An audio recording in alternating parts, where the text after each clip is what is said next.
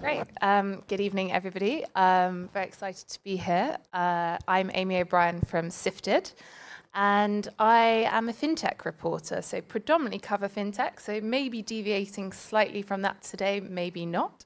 But I'm really excited to be here with such an expert panel on this topic. I think seeing as we're so many people, we've got so much to discuss. I'll go straight to intros.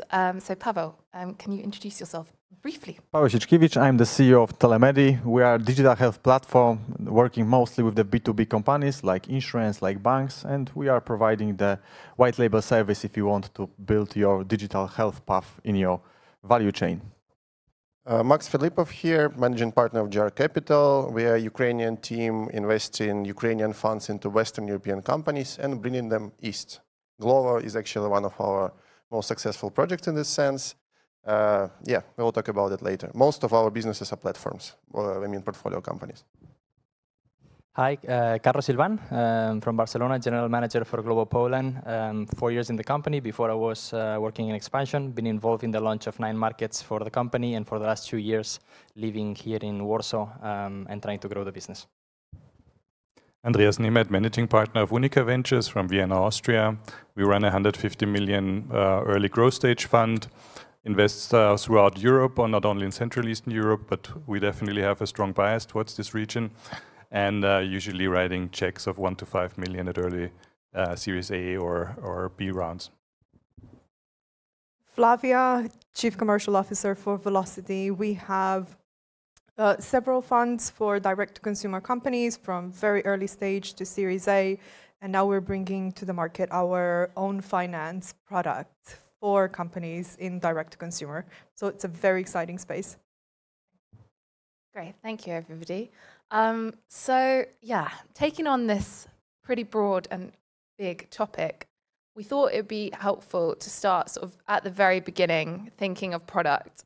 Flavia, seeing as you're doing that right now yourself, I'd be interested to ask you what the key things founders should think about at the very beginning when it comes to building a product and building a scalable product.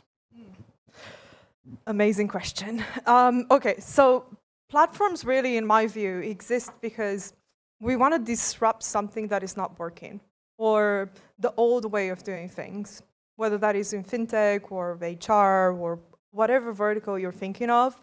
The reason why platforms exist is to disrupt. I think the most important element is to be user-centric, client-centric, and to build around that user and that client. I've worked with quite a lot of companies in my investment days and afterwards, still now with the European Commission and in my own personal time. And one of the things that I would say has always been a good foundation is to build what your client and your user is telling you, to get to the market very quickly and to validate it as quickly as possible. If you're building in isolation, the likelihood is that it's going to be very expensive, very long-winded process, and you're not going to see the scalability as soon as you expect. It's always better to put the client first, put the end user first, and build from it that disruption that you have envisaged to begin with. That would be what I would say. That's what I'm doing and preaching every day. Brilliant, that's really useful. I think, yeah, it'd be useful to move straight on to the sort of next step, which is going to market. Max, I was interested in asking you how you should go about thinking about the market you want to enter. Is there a benefit of sort of going niche when you're building a scalable product, or should you go large from the start? Well, I mean, I guess the times of when you should just go large and everything have already passed. I mean, times of Uber approach to winning all the markets possible at all costs have already ended, and we've seen that also reflecting on their share price growth. So what I've seen during our last 6 years of investment is that really the platforms are becoming more and more niche, like you say. So even it's not only about choosing your industry, but also about choosing the market you are entering. So Also what we've seen when we both invested, for example, into Deliveroo and into Glovo. So both businesses are food delivery businesses. Product is pretty much the same when you look at the app, but the amount of actual capital spent for both businesses to reach the same KPIs was very much different. And the valuation is still pretty much different for both businesses. So what I'm telling is that you should really look for the market where you can succeed, and these markets are becoming more and more scarce these days. For example, Deliveroo was targeting London, Singapore, Dubai, very high margin, high average check markets.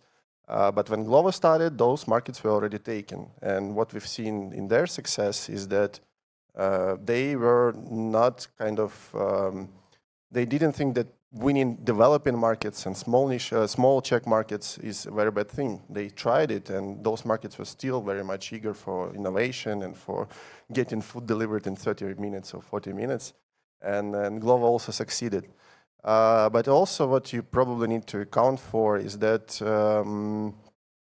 for example, 10 years ago, B2B platforms were not that successful because actually the end clients, like my colleague said, were actually not ready. For example, if your client is actually a business, 10 years ago, most businesses were not online. They didn't have much incentive to go online.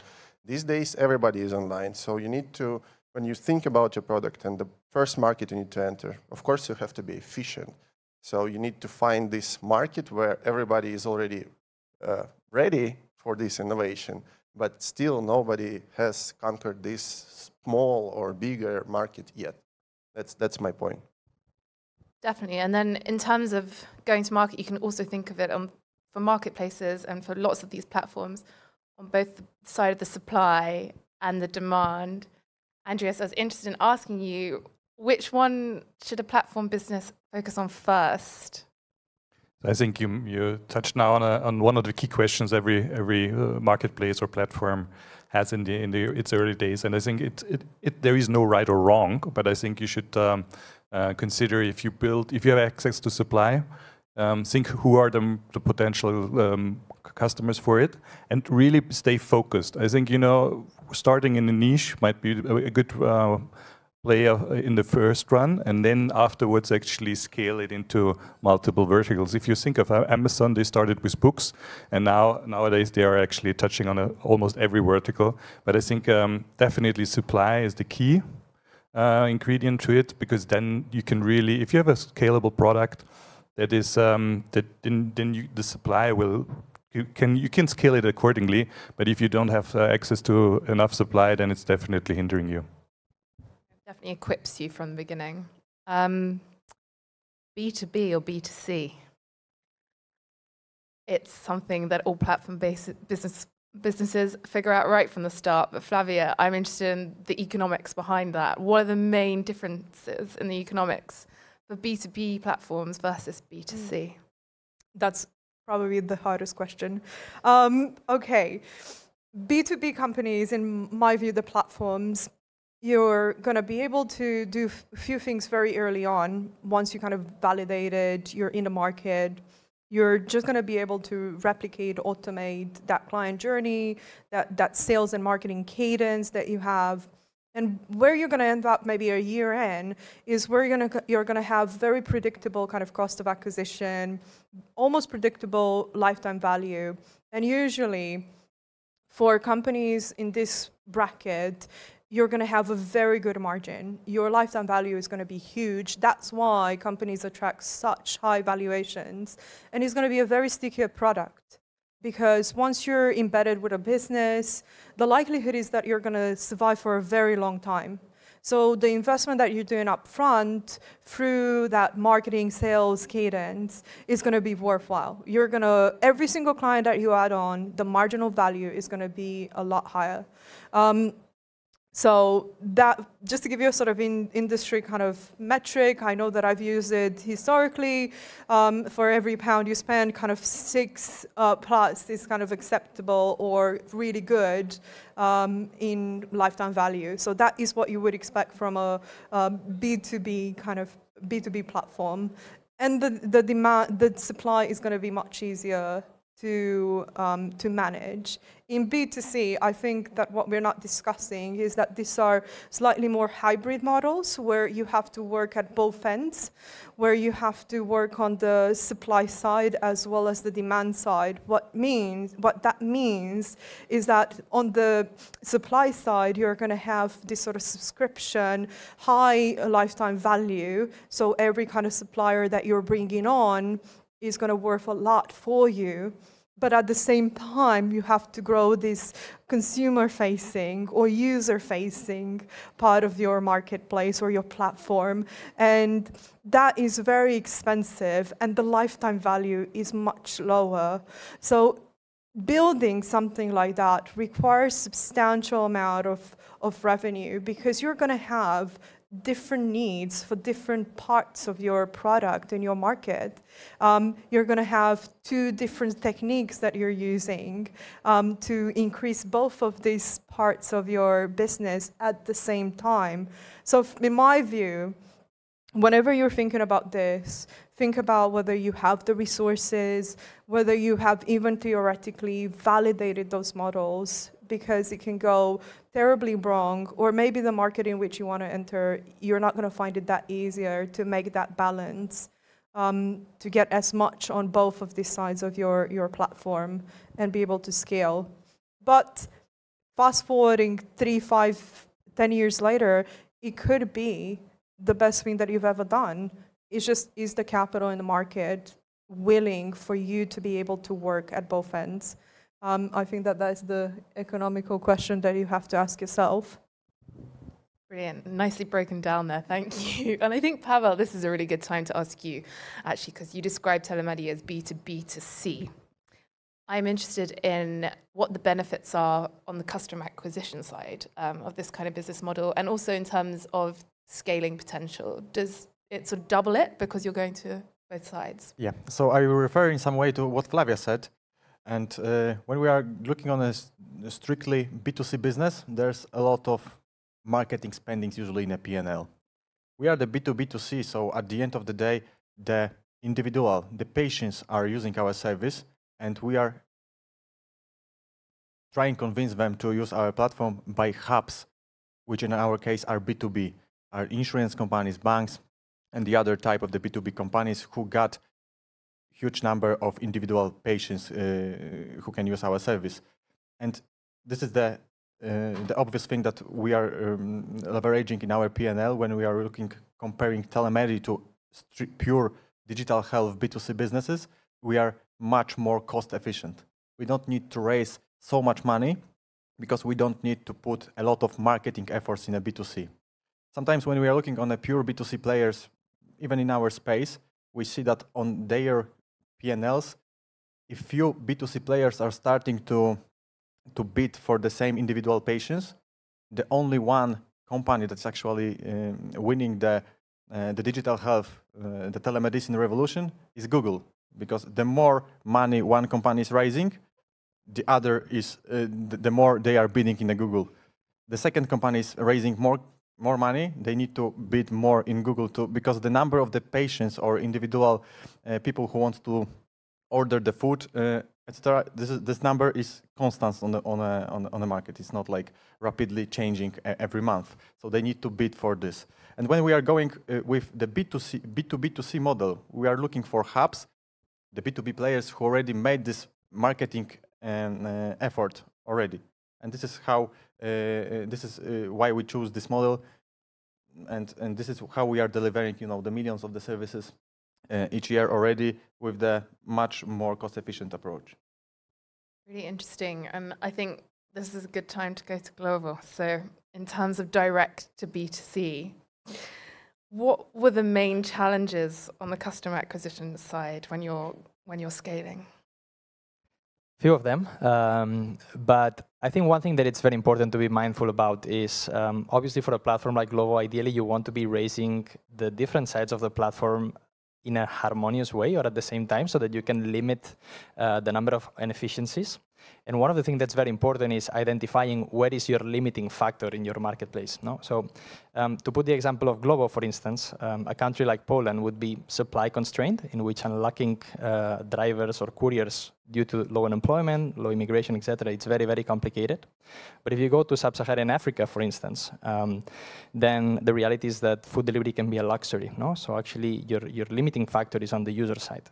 And once you are understanding where your limiting factor is, then the important thing is, all right, so you have a value proposition, and this value proposition is going to have certain attributes that pretty much are going to be present in most of your markets. Say, for instance, in the case of food delivery, it's about operational excellence, it's about affordability, it is about selection and content in your application. But then the order and the relevance of these different attributes is going to change a lot market to market.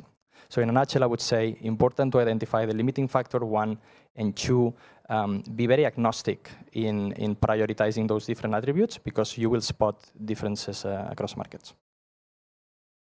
And actually, once you've spotted those differences, can you change your strategy? Can you change your customer acquisition strategy sort of halfway? Well, that is the challenge, no? Because obviously it demands, as you very well say, it demands a change in the strategy. It demands a change sometimes in the allocation of capital.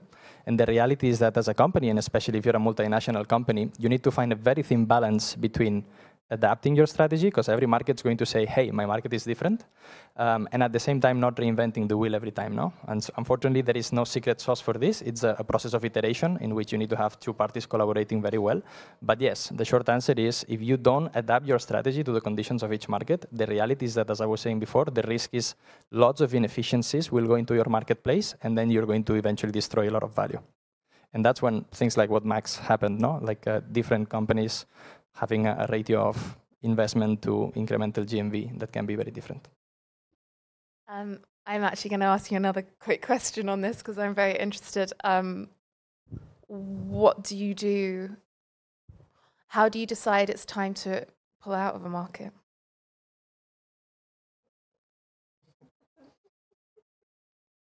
So the easy question is, it boils down to opportunity cost. And obviously quantifying that, it's difficult, no? But with markets, it happens similar thing as with underperformance with people. You reach one point in which having an underperformant people or asset or whatever in your team, it becomes an act of unfairness for the rest, because you become aware that you could allocate those resources or that focus or that capital in a more efficient way. Luckily, companies have their own ratios and ways of measuring that more or less in an objective way. And I think that at some point, as a platform, you also reach this stage in which you realize, all right, somebody has reached a size or a volume that gives them certain efficiencies that for me to outpace them essentially would mean I would need to let go many other opportunities. And at that point is when the decision becomes clearer. Thank you. Really, really interesting, that aspect there. Moving on to, you've sorted your markets, you've sorted your original product, now you're ready to launch some new products. Flavia, how do you find that sweet spot between launching new products, scattergun approach, or focusing on what you're already doing and going deeper? I would say that whenever you're faced with such a decision, you really have to ask yourself, is it you that is driving that need for a new product or a new functionality or a new kind of offering that you're putting out there? Or is this coming out of a need from your user, from your client, that is being fed through you systematically, and you're communicating, you're validating those various different elements from the data that is coming from your user base. I'm of the persuasion that you can't just launch something without understanding that that is exactly what is needed on top of whatever you already have. Going out there and just launching different functionalities without having any validation, whether they're going to be well received, without having surveys, interviews, and various different other techniques that founders can find and test very easily nowadays, is really a waste of money. I've been perhaps privileged, perhaps not so, to have seen a lot of companies developing functionalities and investing millions of investor capital into specific product ranges or, let's say, premium versions that actually didn't take off because nobody actually thought about speaking with 100 of those types of users and seeing whether this is what they need. It's always so easy to form an opinion and to go out there and start building rather than go out there, co-create the solution that is most required, because once you're in a market, it's just going to be who will make that journey incrementally better, sell a lot more, address those needs better and better and better. And you're not going to get it by just looking at your technology. You're going to get it by speaking with the ultimate user. That is what you exist for, and that is what's going to make your company a lot more scalable in the long term. Market research, market research. This is a bit of a fintech question, which appeals to me, but lots of people are very excited about embedded finance right now. Andreas, I wanted to ask you, so yeah, that's where these marketplaces can sometimes add this as a product on top of what they're already doing. Do you think this is an area that we're going to see a lot of growth over the next few years? Absolutely. So Amy, I think as an expert in the fintech field, you're definitely better know than me, yeah. But because 6 years ago when we started investing, and we actually investing in 3 distinct verticals: fintech, which insurtech is a part of. We invest in digital health, and we invest in mobility. And actually, in each vertical, we have invested in marketplaces, like marketplaces connecting sports venues to people that want to practice sport. We connect people, like with telemedi, with doctors, patients and doctors. We have invested in mobility startups, actually bringing used cars to people here in Poland. And what we definitely see more and more is that even if they are digital health startups or mobility startups, they now actually start embedding a lot of finance products in their offering. So they have a core product like Eversports connecting sports venues and sporty people. But you know, for example, the payment transaction that is transacted through that platform is definitely a very interesting revenue stream on top of the traditional SaaS business they run. Or with the used cars, insurance, financing for these used cars is definitely a very interesting additional revenue stream.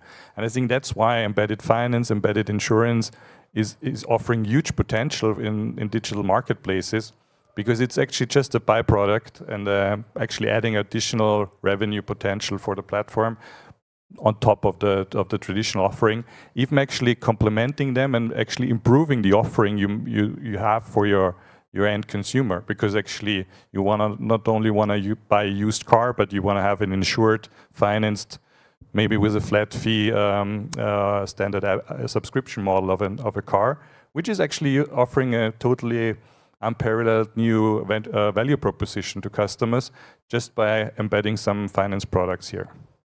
And I think it's sometimes even bigger, the potential. Think of the automotive industry that is actually now making more money with financial services than by actually selling the cars. I think this the same potential I see in the digital market space with fintech enablement really offering huge growth potentials for the platforms themselves.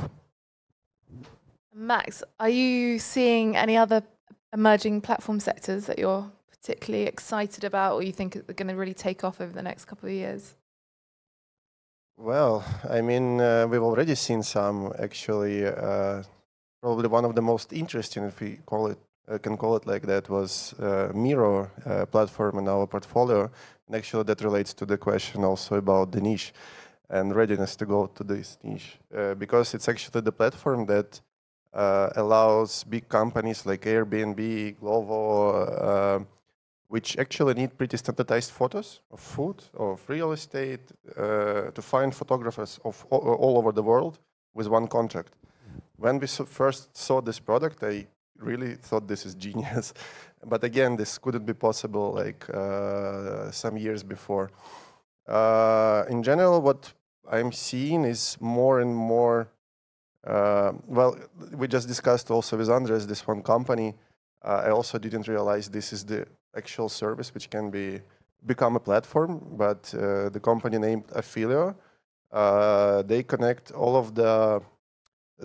people with all of the family management services. So, for example, in Germany, usual family has one boy or girl in it, usually middle-aged, who help all of their elderly to do all of the health care, all of the children to get to the right university, all of the others to get their taxes, to get all of the, I don't know, real estate serviced. And this is a real kind of job, not paid for, right? So somebody has to take care of it.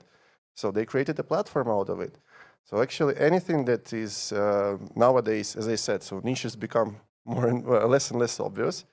But still, we find companies that identify these niches in some of the very unexpected ways.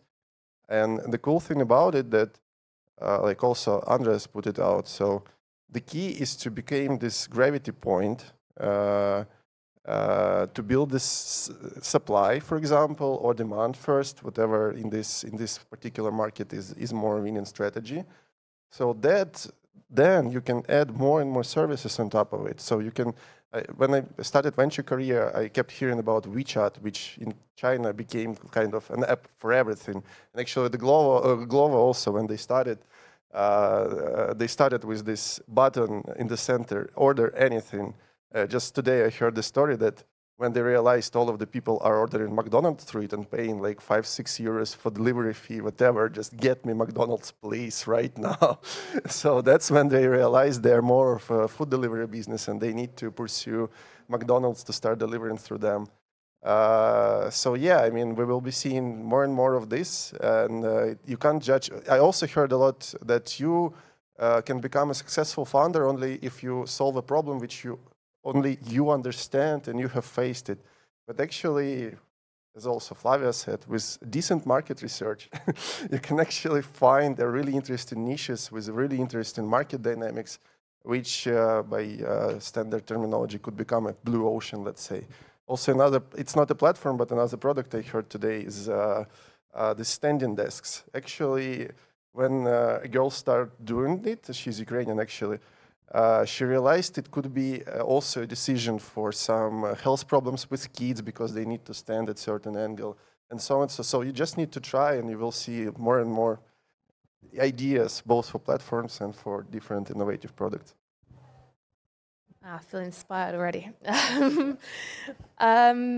Yeah, so every startup, I guess, is a sum of its parts. So I think it's important to think about hiring now.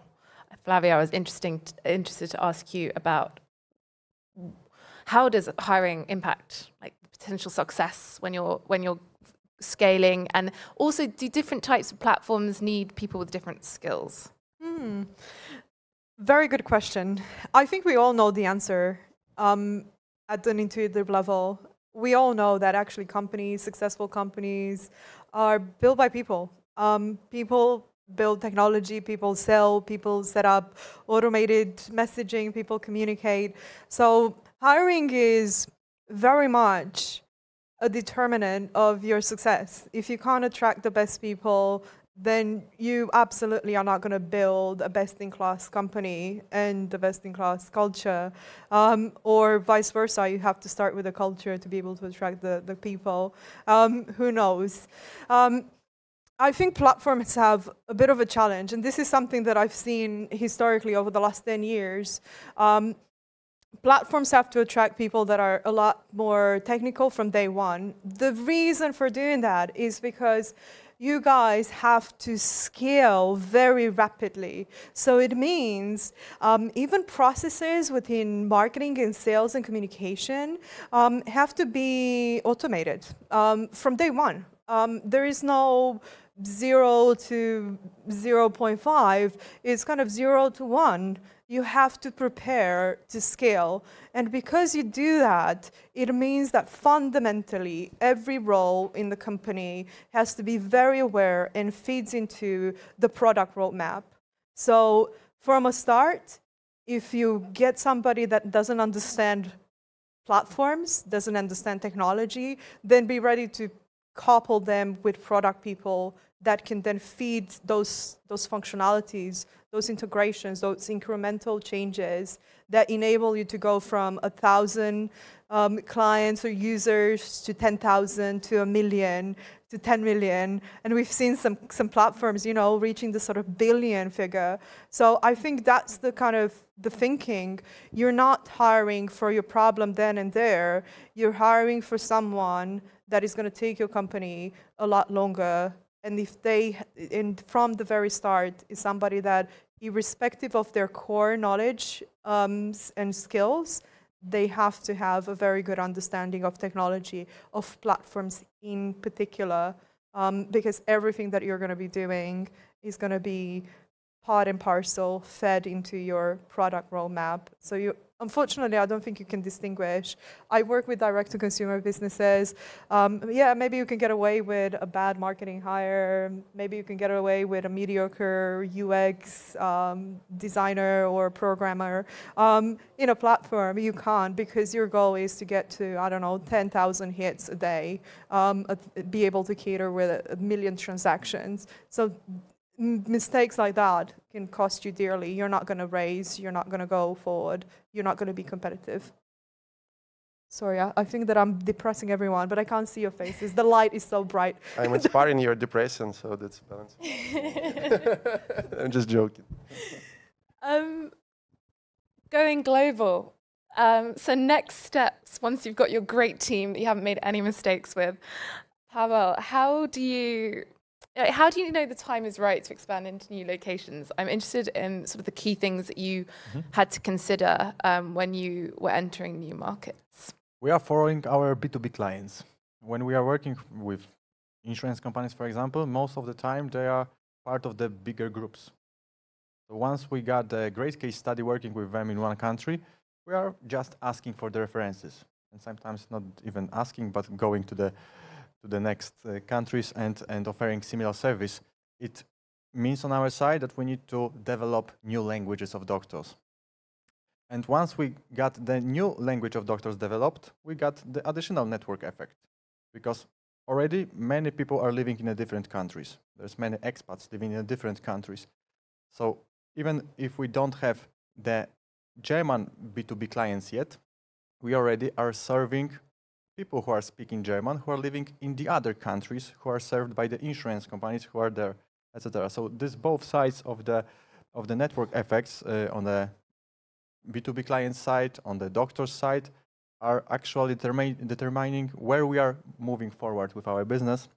And of course, we are testing. Not always the first bet is this which is winning, and this is how we are going forward.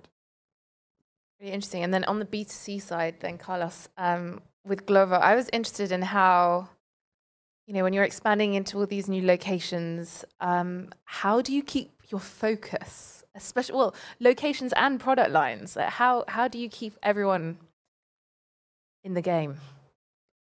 You always want to have more focus. I don't know if you have as much focus as you would like, but there's a few things that you learn over time. And perhaps in the case of Glovo, I mean, at Glovo, we took expansion very, very seriously. We were lucky to be the second wave of this type of companies that, as Max was saying, were trying to get to many countries very fast after Uber and a few more. So we could learn from some of their mistakes and things that they did well. And at some point, we had a playbook to launch any market in 6 weeks. At some point, Glovo expanded to 18 more markets in just 1 year. So the process became a bit refined. Now, when it comes to focus, there were at least 3 things that were very important for that type of success. One of them is guaranteeing the expansion team, treating expansion as a startup inside of the startup, giving that full independence and full ownership over what they are doing.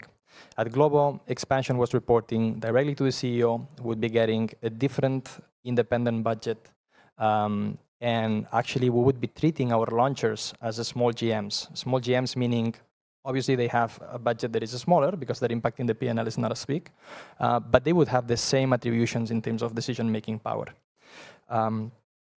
So the second one actually is try to bring in the right type of seniority that will allow you to fulfill these functions. Don't treat expansion just as an execution, replication type of job, but something that can be more than that. And then finally, and this one, it's important for the other two to succeed, no? But you need a lot of top-down strategic alignment. In our case, we have a founder, Oscar, that's extremely prone to trying new places. Also because, as Max was saying, there is a success component in going in those markets that are less competitive, and the first mover advantage is obviously very important. So that was very important as well for the focus and the success. Really interesting. And then when you are expanding so much, how do you keep yourself and also your teams accountable? I'm interested in the company culture side of things. When you're, hiring people all over the shop, how do you actually retain that culture? So accountability, I would say that there's a part of accountability as any other character trait, or however you want to call it, that it goes with the person, no? What in Netflix they call the rare responsible employee. But other than that, I think that as a company, as an organization, there's a few things you can put into place in order to sort of foster that.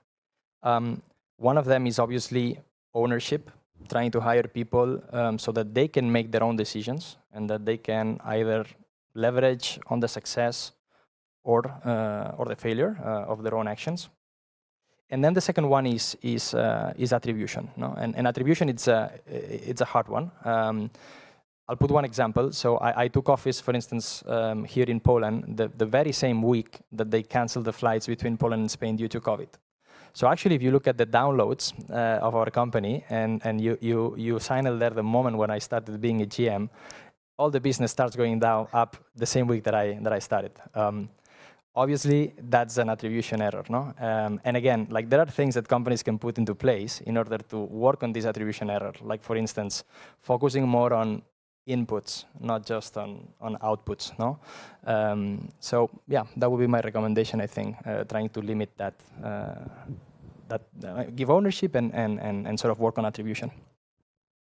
Really interesting. And Pavel, actually, I'd like to ask you about that sort of retaining company culture as you're expanding. How do you go about that?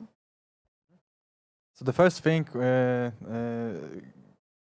around a year ago, we asked ourselves, what is telemedy? Like, if we made a workshop that is called Mission to Mars. If you would like to build once again telemedy from scratch, who will go with us to the Mars, and what character is it? Why we would like to take this person with us to the Mars? And in this way, we are looking for the people. Actually, we learned that not the skills already, not the knowledge that this person already got, not the previous experience that the person was working 20 years in the insurance companies that actually is driving our success, but the attitude and this character. So we are looking into the people. Is this drive, this dedication, etc., will be on the level that we want to have. The second thing is, of course, this learning curve, like how we can learn ourselves, but how we can learn the other team from our mistakes that we are doing, because we are totally aligned as a team with the what he said that Michael Jordan said, that the winning is going from the failure to failure without stopping to be excited. And this is for this type of people we are looking. And at the end of the day, everything is coming back to the KPIs. And I totally agree with Carlos that people too often are looking on the output only without the input that is actually driving this daily KPIs. And we are totally looking for the people who are open and transparent to look on the numbers, to make the reflection. Because if there's no such reflection, if you are looking on the daily routines of the particular person and there's no reflection on the KPI, there's definitely, it's a gambling, not the strategy, where to move if you're not looking on the KPIs. And this is where we are. No, really, really important. Okay, I think we have time to ask everybody a couple of rapid fire questions. I'm interested in the one big piece of advice you'd give to founders that are beginning to scale their platform-based business.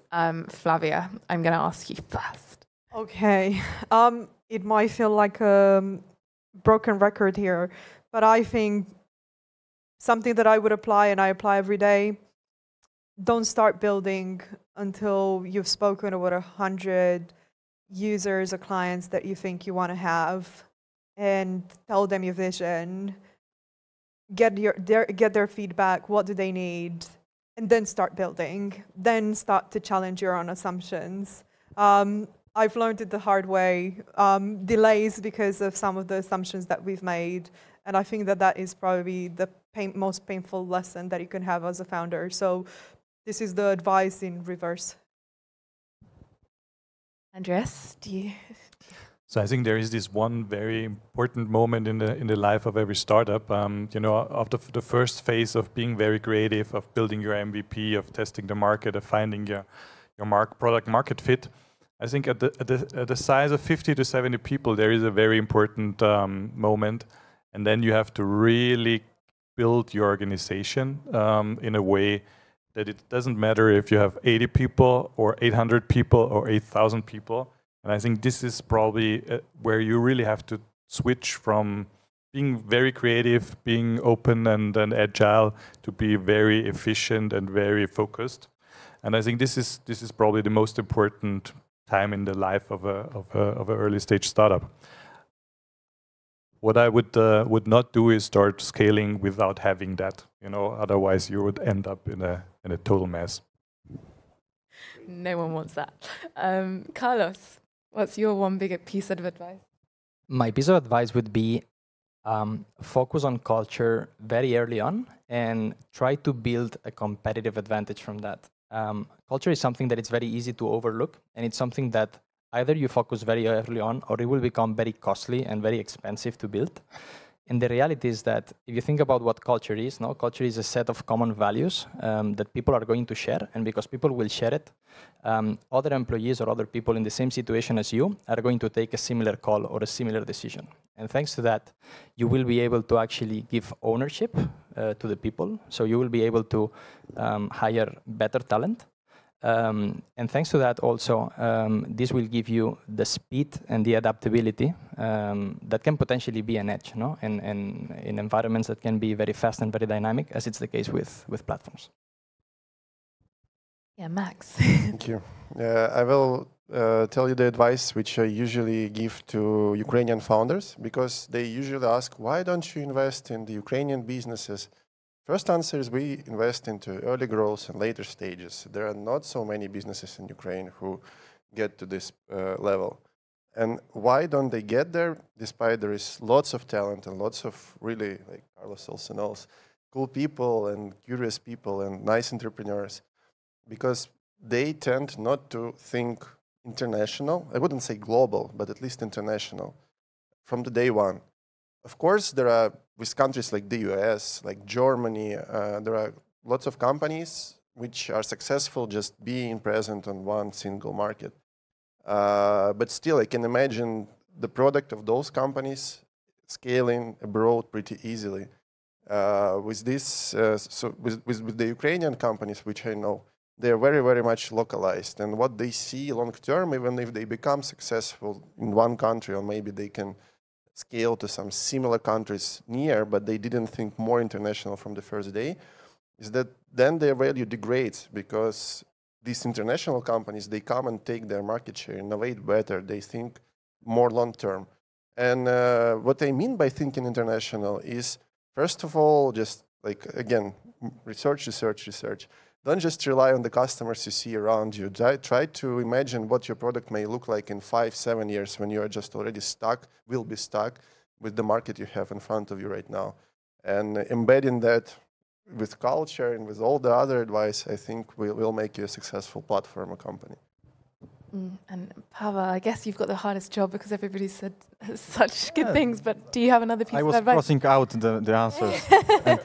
So my answer will be, when I'm scaling and when you are scaling the B2B business and you are going to the next country, don't push the clients. I mean, if you see this bright excitement in their eyes and in their questions, etc., there's product market fit. But it's like starting the company from the scratch, going to the new market. If there's no product market fit, there's no this excitement in the talks, etc., like pushing for this will not make the things happen. Like, it means we need the product market fit on this market, iterations, etc. Not like on one market it worked, so I will now convince you that it will work for you. No, like we need to iterate to fit to the market, not opposite. And I'm going to move straight onto the horrible side of things, but I'm really interested, especially. Well, actually, no, everybody can answer this, I guess, with things that you've observed as well as done. But Pavel, what's the biggest mistake that you made scaling that you would advise all founders to avoid? When I heard from the very senior person that we don't need to look on the numbers because this market is different from the other markets. No, there are no different markets that are okay not looking on the numbers from scratch, on the input numbers. I will say from the investor perspective and what we have seen, think of people you are getting on board. If you're even getting, I don't know, term sheet from Axel or whatever, the best fund you can imagine for your business, these are still organizations of very many different people. And getting to understand the very specific person which will get on your board can change the whole direction of everything we've been talking about, the whole execution, culture, whatever, because once a quarter or even often, or more often, this person may decide just the opposite from your thinking. Sometimes it's good, but it may be very bad. Carlos. I think from my side, it would be very careful and wary of hiring fast, because those can be decisions that sometimes can be emotional and can have a very negative net present value. And always try to envision where you want your platform to be, let's say in 18 months, and hire for that. Don't hire the person you're going to need 6 months from now. Hire the person 18 months from now. Maybe it's going to be a bit more expensive. Maybe you'll need to do a bit more work. But the ROI of this type of decisions, in my experience, it's been always very high. Actually, in the role of investor, I think you find startups that you really like, ideas that you see can be scaled, can have a big vision. But you as an investor, you're only necessary to provide the resources, and maybe also to help the founders. But I think ultimately it's the founder that needs to have the same vision, that needs to build the company. So investors are always looking for people that they really want to work with for 10 or 20 years. It's a long-term journey. So never invest in a startup, but only invest in the people. Flavia. Oh my piece. I'm gonna finish with an awful story. I used to have 147 companies in my investment portfolio a few years ago, and one in particular I sat on a board. It was on the board there were a few investors that were of the mentality that as a CEO and founder you have to be the best salesperson in the company.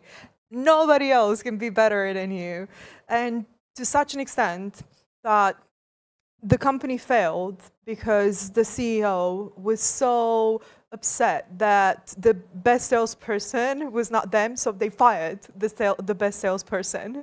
And one of the things that happened afterwards is that the rest of the sales team started to do this exodus.